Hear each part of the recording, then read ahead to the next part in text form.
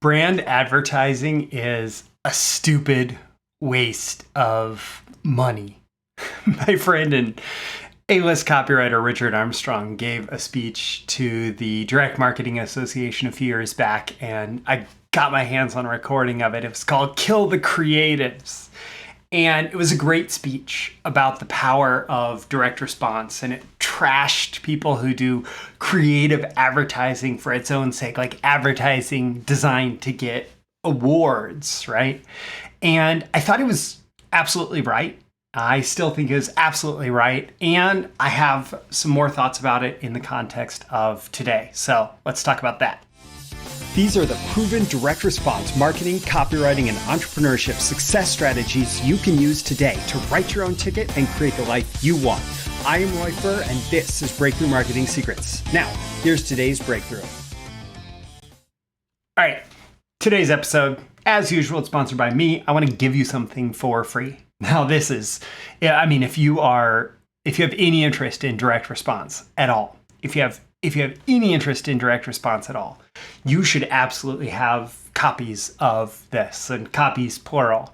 It's Scientific Advertising by Claude Hopkins. It was the foundational book for direct response advertising, direct response marketing, before that was the name. And it laid out the fundamental principles by which all direct response marketing still operates today.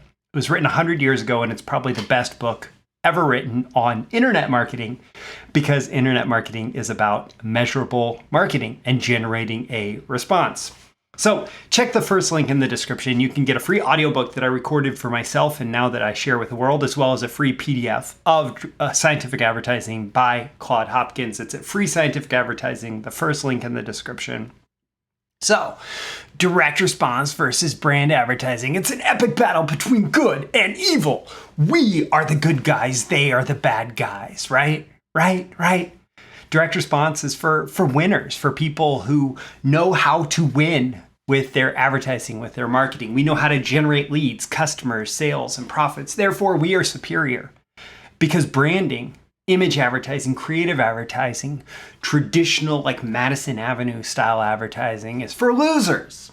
They spend a ton of money and they don't track the results of their advertising spend beyond consumer sentiment surveys and brand awareness surveys, not actual measurable revenue for the business that is being advertised, right? They don't track, so they don't know how much money they're wasting.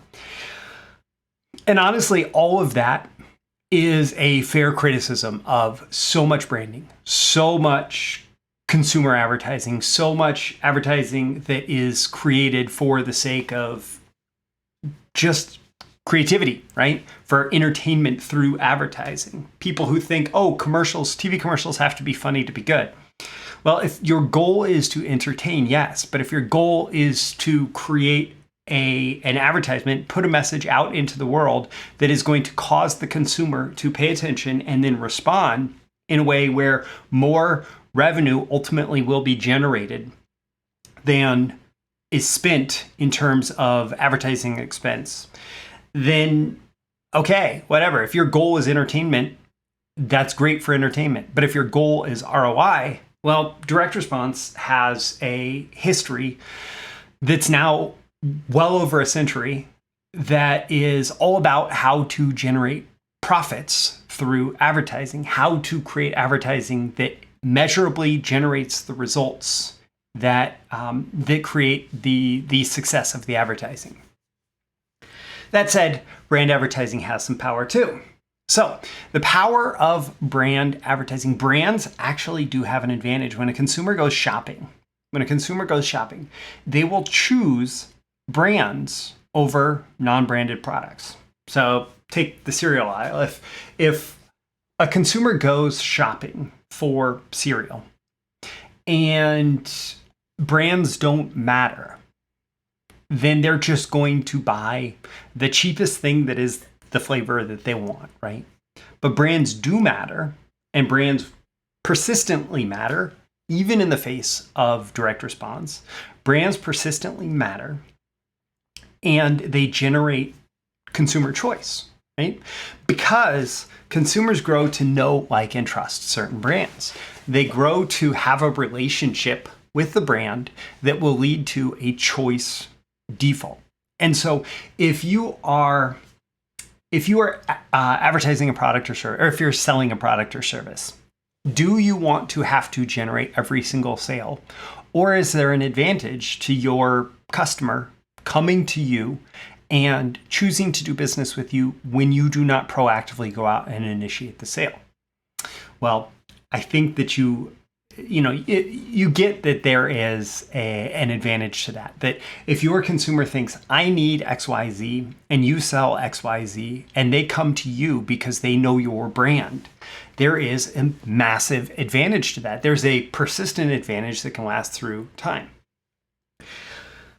And so having brand awareness for what you do, whether that's a personal brand or it is a, traditional brand, brand name, logo, whatever you would consider the brand, right? Having that brand awareness for what you do has some big advantages in terms of longevity, in terms of momentum for the business, because as you're acquiring brand adherence, as you're acquiring brand customers, then you're just going to have more and more customers. The other thing that brand advertisers tend to do pretty well and creative advertisers tend to do really well is focus on emotions and focus on the market's emotions and really understanding the transformation that someone is going for. And so when you look at some creative advertising, it may be terrible in terms of its ability to actually call someone to take action now, but it creates an emotional association between what the prospect wants, what the customer wants, what the potential customer wants, and the product or service being sold. And so if, Budweiser beer is selling a fun time in its fun commercials, right? Then the prospect chooses Budweiser beer for the perceived fun time. There's this emotional connection that exists in that. And, don't have to do beer commercials for it to be something that creates that positive emotional tie-in to the brand, right? Today, another thing that brands have that is a big advantage, the final power of brand advertising that I wanted to talk to you about is compliance. There is a constant challenge in making sure that any advertising that you do is compliant. And it's not just about is this advertising legal or not? It is, does the ad network that I want to put my ads on, that I want to pay to put my ads in front of their users, does that ad network allow me to run ads? And more ad networks are saying anything that looks like direct response on the surface is something that we don't trust and that we don't want to put in front of our users. But if it looks like a brand, well, then we'll put that in front of our users. And so there can be advantages to building out a brand for the sake of compliance. Now, that may not be the ultimate destination that you're trying to get someone to, but you may be required in order to run ads on various networks to create something that looks and feels a lot more like a brand. So that's the power of brand advertising. What about the power of direct response? Of course, I'm an advocate for direct response. It's been where my entire career has taken place. Direct response is wonderful because there is measured response, right? We put advertising, we put marketing out into the world, and we measure the response that we get. There is an ROI, a return on investment, or not, but you spent a certain amount of money, you track the response, and you got the return. You got a negative return on investment or a partial return on investment. You got a positive return on investment or a greater than 100% return on investment. What is it? Obviously that's dependent on your campaign, but at least you know. And so that you can go out there and spend $1 and get $1 in return with a new customer in tow, which is the ultimate goal of scalable advertising, to be able to acquire customers at break even or better. That the more customers you can bring in, the bigger you can grow your business with additional offers in the future. The other thing that direct response people really get that I think that a lot of brand advertisers don't necessarily get is the power of offers and building offers in such a way that supports economics and having maybe offers that are sequential where the prospect sees one offer after another, which allows the economics of a direct response marketer's campaigns to far outpace the economics of somebody who's just trying to, make this product the brand that everybody is excited about. And importantly, when you have all of that stuff in order, you're able to generate scalability at profit. And so if you understand direct response and you understand how to acquire a customer for greater than 100% ROI, meaning for every dollar you spend, you get at least $1 back, then you can reinvest and reinvest and reinvest, and you can grow very quickly as a business in a way that people who are just brand advertisers tend not to be able to do, because they say, oh, our marketing budget is 5% of revenue or 10% of revenue, and we can always only put 5% of revenue or 10% of revenue into marketing. Well, a direct response advertiser may say, we're going to keep spending as much money as we can, knowing that if it's bringing back at least $1 in return for every dollar that we spend, we can just keep doing that all day long, and we're going to have a whole lot more customers by the time we are done. Now, here's the reality of today's media and marketplace.